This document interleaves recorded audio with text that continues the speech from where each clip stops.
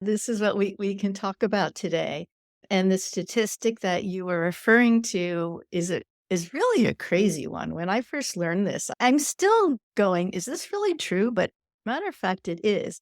And that statistic is that 90% of women entrepreneurs do not do a revenue of over $100,000. And when I say revenue, that's like top line revenue. That's not like the profit or the net. After looking at the income statement, that's just what they're doing completely in their sales, either with a product-based business or a consulting or coaching business.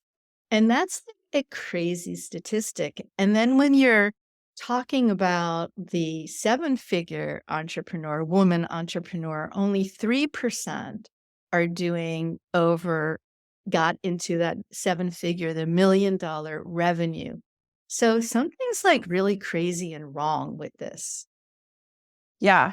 And when I saw that, because I was doing some digging on your YouTube channel, I was like, okay, but all the marketing I see online is make that first six figures, make that first seven figure. I'm like, okay, well, something's off here. Either this is some sort of a fantasy, or maybe I'm only seeing that top 10% of people that are doing it.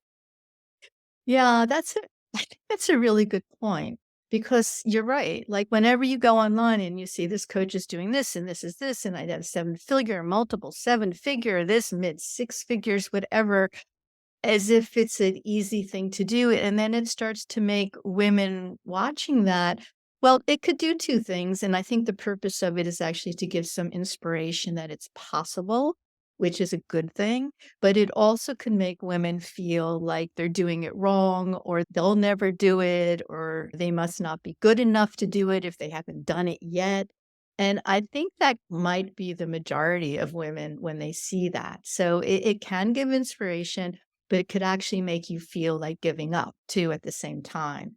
And I think that's a really good point. And the reality is, in order to bring your business to past the six-figure mark into mid six figures and beyond, into the $1 million mark and into the multiple $1 million mark, is it takes a tremendous amount of work. And it takes a tremendous amount of focus, and it takes a lot of wanting it. And this is something really, really important. I have a book coming out.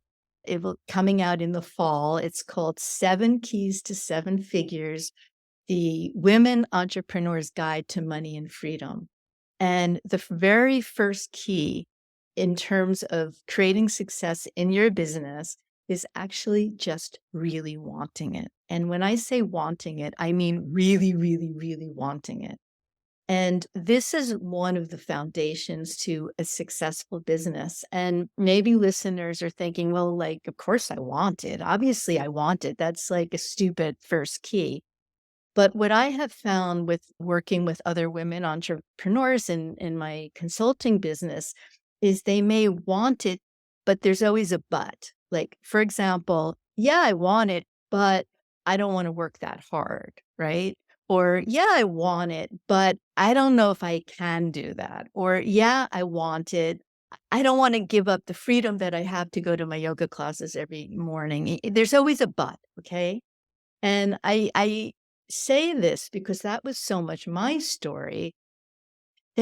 And my story really is that I've been an entrepreneur a really long time. I started in when I was about 30 years old because I didn't want to get a job or go back to a kind of regular job, which is what I had been doing.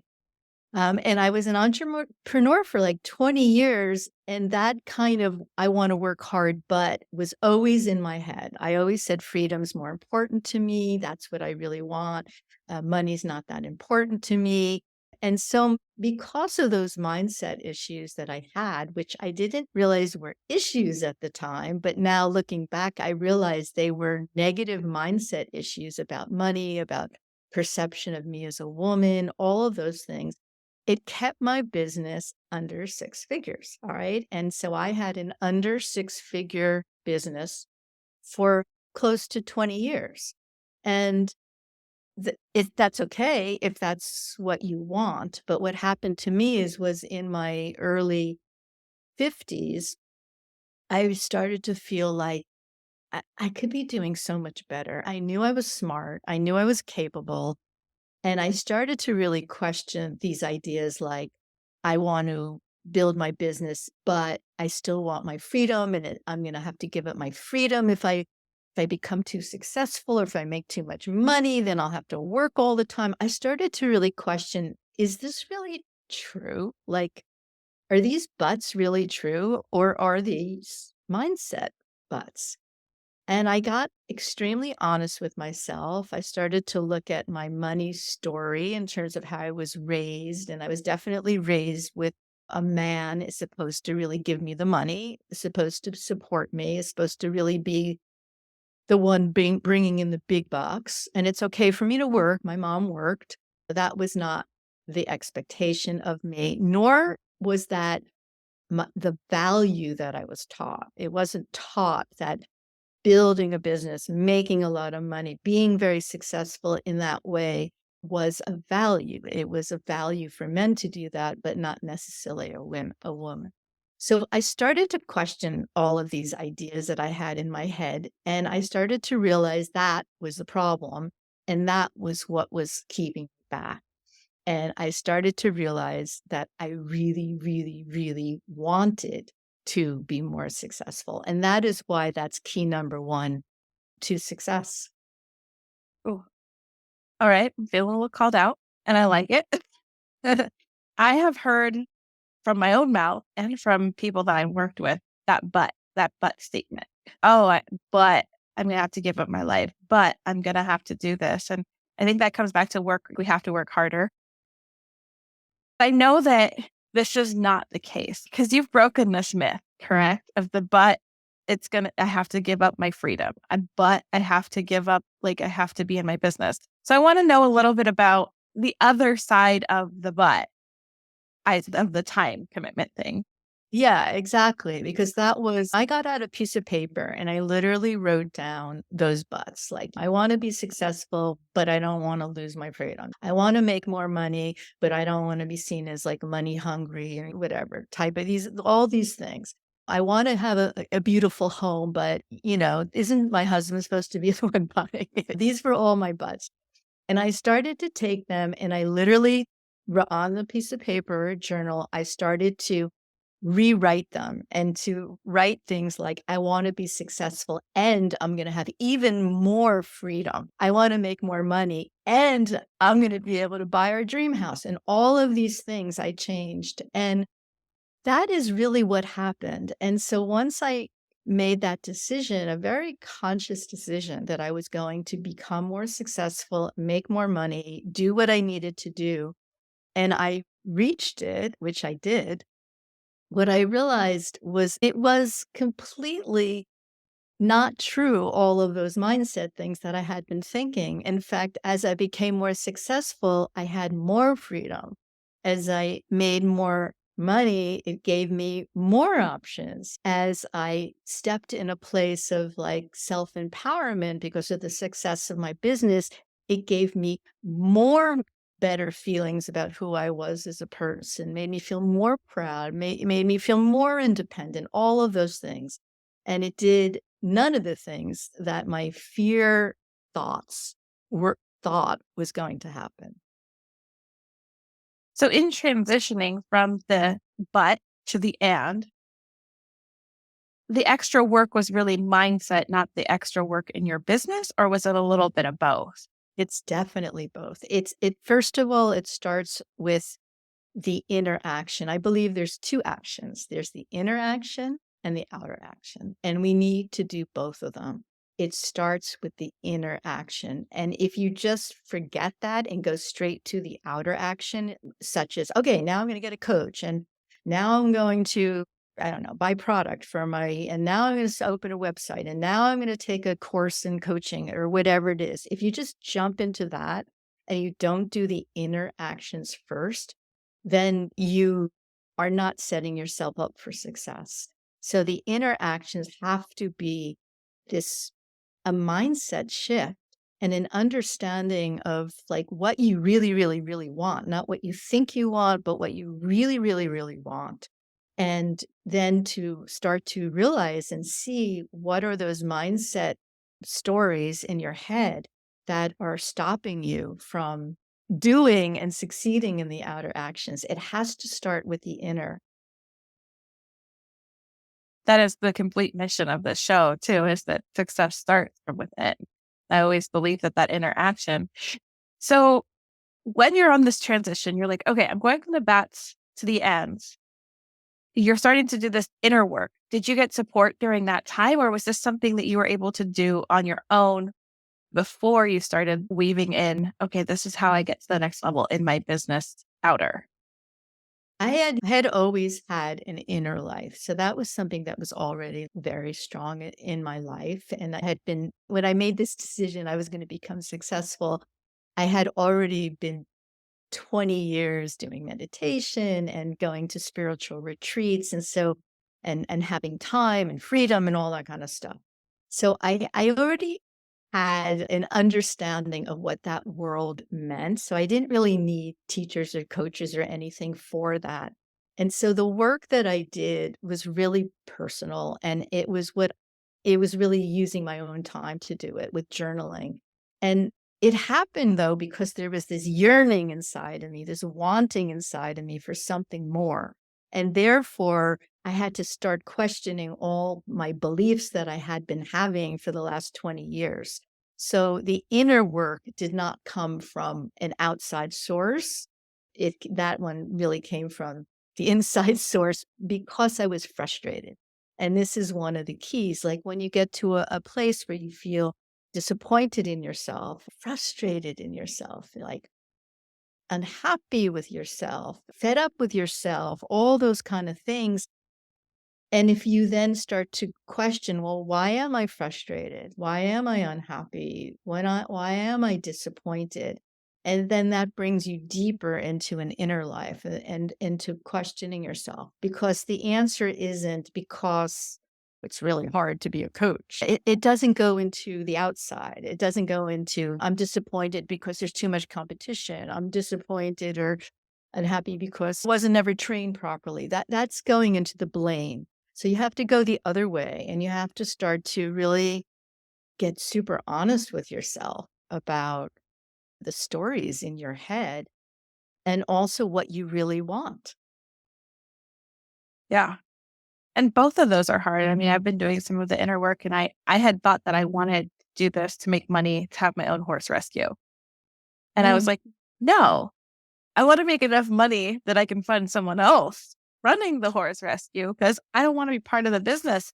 But it wasn't until I was like, but this, I'm like, no, but someone told me I needed to run it at some point. So there was a but behind that. I want, but. So I think that that's such an interesting concept. And I want to know because we're talking about in the beginning, like 90% don't make the 100K, 3% only make the seven figure or above. How long did it take for you to transition from this but life to and life? Because we like reality here. Like we know it's probably wasn't overnight. Maybe it was because everything is possible. But I like to paint a real picture for people. Okay, you've made this decision. It's going to take however long it takes, but I want to kind of know your story of the butts to the end. Yeah, great, for sure. So at the time when I was like having that moment of going, it's enough is enough. I'm tired of this and I want to make money and be more successful. I was probably doing like 70 or 80,000 a year, I would say. And actually I had two businesses contributing to that, which we could also talk about. And what I said to myself when I was sitting in that seat is there is no way I am not going to be doing 100,000 by my next birthday, which was around about a year from then. And I did. All right. So on my next birthday, so about a year later, I was doing 100,000. It then went the next year to 250, the next year to 400,000, the next year to a little over 700,000. And on the fifth year, I made it to the seven-figure mark. So and now I'm in multiple seven figures. So that took a few more years to get to do more of those. So it took me about 5 years to go from the 70, 80,000 a month to the $1,000,000 mark. And people do it much faster. I didn't, but I did do it. Yeah. And I love to paint those pictures because again, there's so much fantasy out there. And like I said, I don't know what it was about that video. I had to watch it multiple times because I was like, there's no way. There's no way that the statistic isn't correct. Yeah. And I think that it's a lot of people haven't painted the full picture. Like, okay, yeah, it took some time. You can do it faster. Come work with me. Let me speed up that process. That is where you get the coach, right? That That's outer piece is to speed up the process. Yeah, that's absolutely true. And that is what I did. So when I made that decision, that's it. I'm done. I'm going to do it. One of my first outer actions was to get a consultant to help me. And I always believe like you should hire someone who is where you want to be and was where you are now. And I'm talking about in business coaching, not necessarily in life coaching or personal coaching, but when it comes to business coaching, you want to hire someone who knows that business that you want to be successful in. So in my case, my business is called Back from Bali, and I manufacture women's clothing in Bali, Indonesia. It's a very loose, colorful, very bohemian style. And I sell 100% online, and a lot of the sales are on Amazon. And so when I went to decide, okay, I'm going to build this business, I'm going to do much better than I am, I then hired a consultant who specialized in e-commerce and in selling on Amazon. And because of her, Lisa Satora, she was able to teach me the things that there was no way I could possibly know, because you don't know what you don't know. And everyone hears that, but it's so true. How are you going to possibly know what you don't know? And it was through hiring her that then brought me to the other levels and then gave me the outer action steps. But in just adding on to what you said about the difficulty with that statistic that so many women are doing under six figures, it's it's not always easy. And being an entrepreneur is is fraught with challenges. I mean, really huge challenges. And even though I am now, quote, successful, okay, and I am now in the multiple seven figures of my business, I recently have had major problems in my business, major problems caused by what's happened to us in the last few years, supply chains, rising costs, all kinds of major problems that I've had to face recently. So it never ends. It's like, oh, I get to this point and it's all going to be easy. And I don't think anyone really thinks it will be easy, but I don't think people realize how hard it can be. And so you need to have that want. All right. So my want is always here. There's just like, no way I won't make my business successful. I don't care what it takes. So you need to have that grit inside of you, which is why, honestly, not everybody's an entrepreneur. And if you're not, that's okay too. You have to, again, go be honest with yourself. Be honest. Who are you? Are you an entrepreneur? I mean, believe me, it's not always fun. But for me, it's clear that's who I am. I was an awful employee. I just wasn't very good at my job. But I'm really good at this job because I care so much, but it's not always easy. And this is very, very important for people to understand that the failures, the setbacks are part of it. Oh, yeah. I call them my learning. I think I get more learning and more education out of every time that I don't mit or I miss the mark or fail at something. I've learned so much from it. I love that you brought that up. I do have a question because you mentioned that you had 2 businesses, but you're talking just about one. So during this but to and, did you drop the second business? Do you still have it? Because I gotta know all the things. Yeah. When I decided to write the book, Seven Keys to Seven Figures, I wanted to write it because I started to ask myself, how in the world did I do it? Like, how did I build a multiple seven-figure business? I never went to business school. I sell women's clothing. I don't even know how to sew. Like, how did this even happen? And so I started to realize there were a set of experiences, activities that I did. The first one was wanting it, and the second one is focus. All right. So when I was sitting there making that decision, I was going to change things.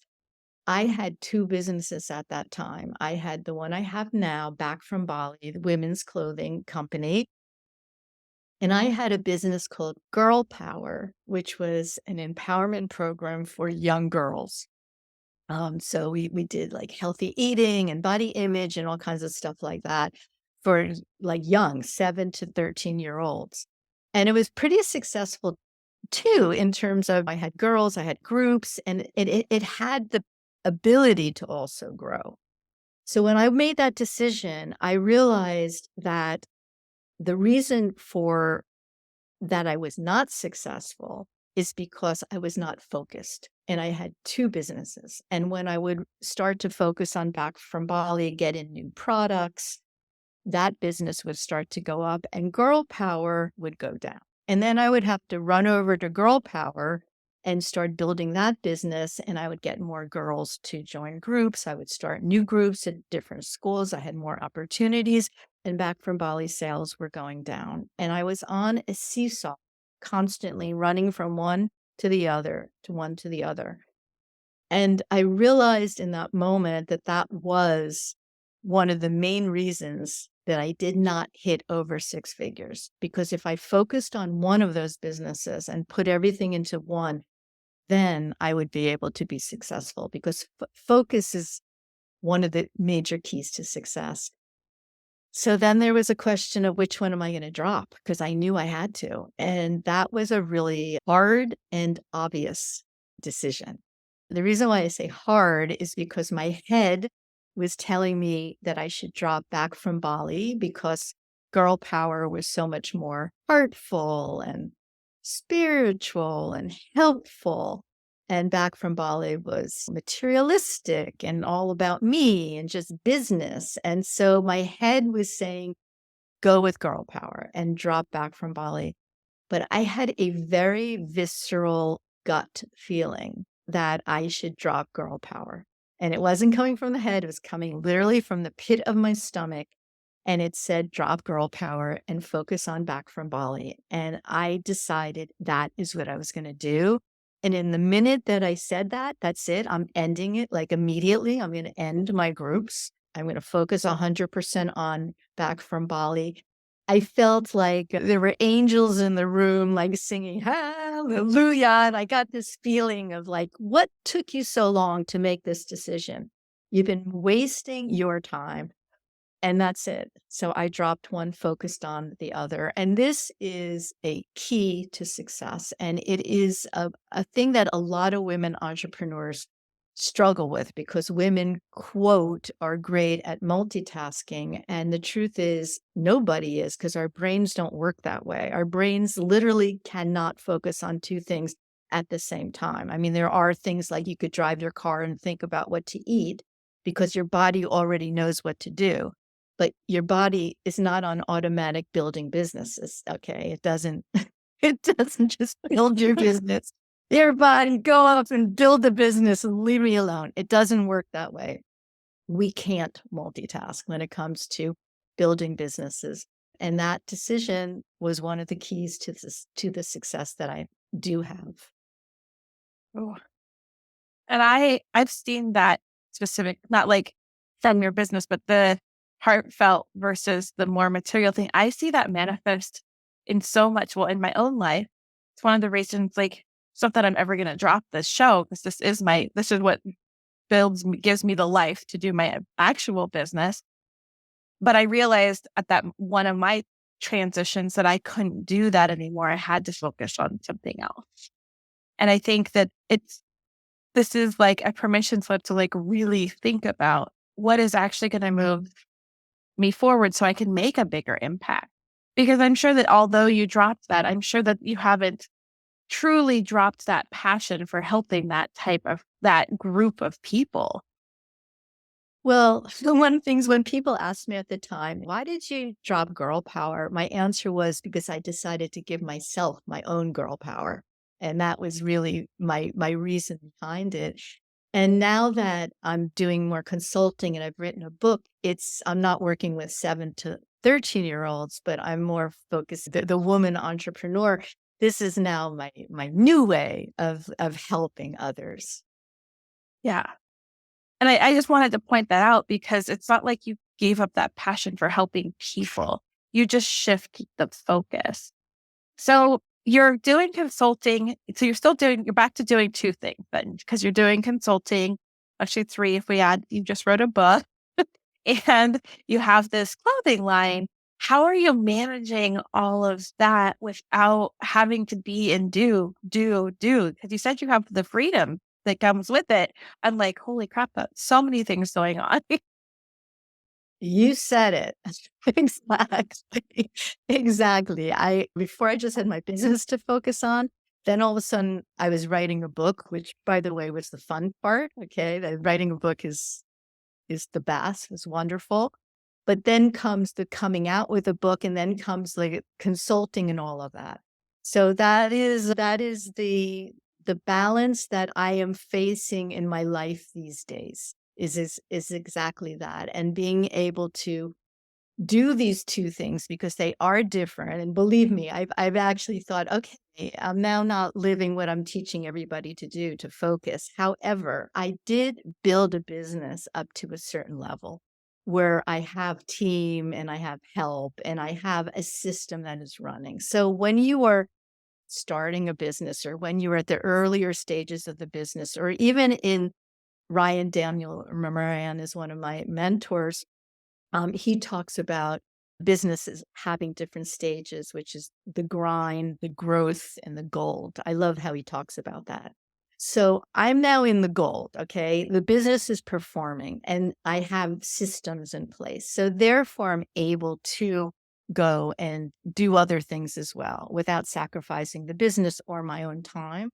But when you're in the grind, you know what I mean? Or even the growth, then you have to be focused. So it depends on what stage your business is in.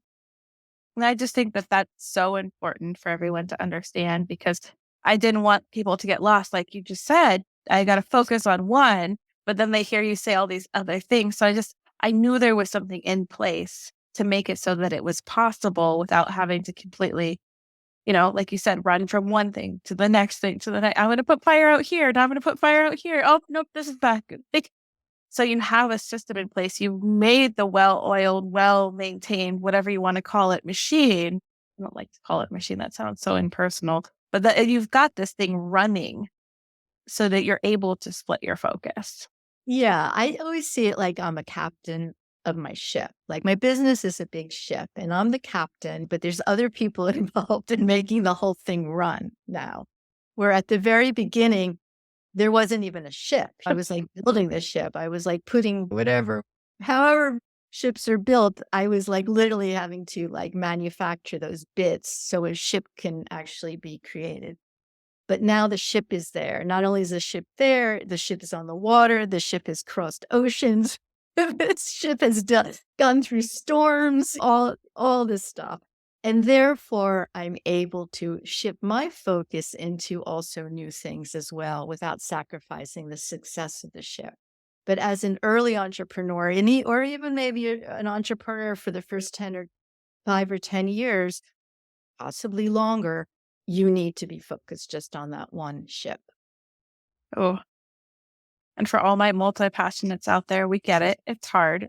Yeah, But if you want success, that's sounds like where it lies it does. in your one ship. I love that analogy. I'm like, it's an amazing one. I'm on all water kind of girl. So I have to know, like, with this new book that's coming out, and first off, again, it sounds so exciting. I know you're going to make it easy. 7 keys to 7 figures. Did I say that right? I hope that was the right time. I'm like, I know it's like the 7 keys to 7 figures. Like, yes, but like, I don't know. Getting a book out is like a whole thing. Like, I'm almost done with my book. The first round should be done on the 31st of this month, which is so exciting in May. Ooh, But I nice. want to know. So from the consulting side, you built this business that's running, you've created these 7 figures. When you're seeing people come in, like, who is this book for? Because some of us are sitting there like, okay, 7 keys to 7 figures. We're like, wait, wait, 6 figures first. So like who, like, will this support the person that's where you were making that stuck in that 80K? Is this somebody who needs to be in the 6 figures already for it to be like, I just want to know more about like the book. The the book is for any woman entrepreneur who wants to build a business and have more money and freedom, whether your goal is 100,000 or your goal is multiple 7 figures. The journey to doing it, the important steps to doing it, like I said, wanting it, focusing, getting the support, interactions, outer actions, all of that applies to any woman entrepreneur that wants to build their business. So that's who it's really for. And also the book is, I have to say it's pretty humble because I was always wondering, how did I always do this? And I wrote this book when I was 60 years old, that at this age. And so the book is also there to encourage women at any age, but especially the woman who is going, wow, I'm 40, is it too late? I'm 50, it's too late. I'm 60, is it too late? I'm 70, is it too late? That it's never, ever, ever too late. It's never too late if you want to do it. And this is really who this book is for. So it's not about, are you young enough or old enough, smart enough, technical enough, educated enough, whatever these things are, these enoughs, it's you are enough to make a successful business, because it's really just about learning skills, inner skills and outer skills. And once you start to understand, it's all learnable, right? What is it? Maria Forleo says something like everything's teachable or something like that. Yeah. Everything is learnable. And when you break it down into like baby steps of learning, you start to realize you really can do this. You're not being, you don't need to, you're not doing surgery. It's not that. So business is very, very learnable, as long as you have the inner work of connecting to your your mindset, basically. Yeah. And if you're ready for some outer work, where can people find all Yeah, it's like it's more huge. about you? Yeah, absolutely. The book is coming out in the fall, in September, and I'm looking for women entrepreneurs out there who would like to help me support this book to get it out, because the purpose of this book is to help more women entrepreneurs be successful in whatever way you define success, money-wise, freedom-wise, whatever. So it would be great if you go to my website, which is lesliekuster.com, just the spelling of my name, and just sign up there on any of the pages. I do have a free ebook that is 7 sabotaging mistakes most women entrepreneurs make. So definitely download that. And then you will basically be in my world to in order to be part of helping to launch this book and help more women entrepreneurs. I think that that's really important. It's like women supporting women, entrepreneurs supporting, because together is how we rise. That's like I always say, if you don't want to be a ripple maker, you want to be a tsunami generator. You got to have people rise, like jumping in with you to create that tsunami. So I'm excited. I'm on your list. I can't wait to be part of your book launch and like get this out in the world, because I love that you're giving hope at any age, Yeah. because that's one I felt so defeated as I'm turning 40 this year, and I'm like, "Holy crap. I am like, what am I doing? I am working my butt off. I am, again, realized now I'm too split focused on too many things. I need to focus down." But I love that you're putting this hope into every generation, every person. Like, it's you're never too old. You're never too, like you said, all of those things. You're not like you as you are right now. You can do this. Absolutely. And this is when I think about like you, that you're saying you're going to be turning 40, and am I too old, or can I? And it's I have to smile on my face. I'm sitting here now 65 years old, so I have to smile hearing you say this because it's so ridiculous, really, but we all think it. We all think, "Oh my god, I'm 49, it's over. I'm 50, it's over." This is the story of my book is I did this I made this change at about 53 years old. That's how old I was when I was sitting on my desk and made that decision. And then by the time I hit 60, I was already in multiple seven figures at that age. And so anyone can do this. It's all doable. Oh, yes, it's all doable. So if someone were to walk away with something that they kept for this moment, maybe this week or for a lifetime, what would you want that to be? Know what authentic success means to you. Get out a journal. Use your time to do inner work as much as your outer work. So define what that inner work time means. Like, have you learned to meditate? Do you practice it? Do you journal? Do you go for walks? Do you spend time alone? Do you have a connection to your spiritual self, to your spirit? That's where you find the authentic success inside of you. That's really like, that's where you really find the fuel in order to really build your life and to make the beautiful life that you want, because that is where you're going to have the answers, and also that's where you're going to have the truth about what you really really want, and then it will blossom from there rather than blossoming or trying to force it to happen just from your to-do list.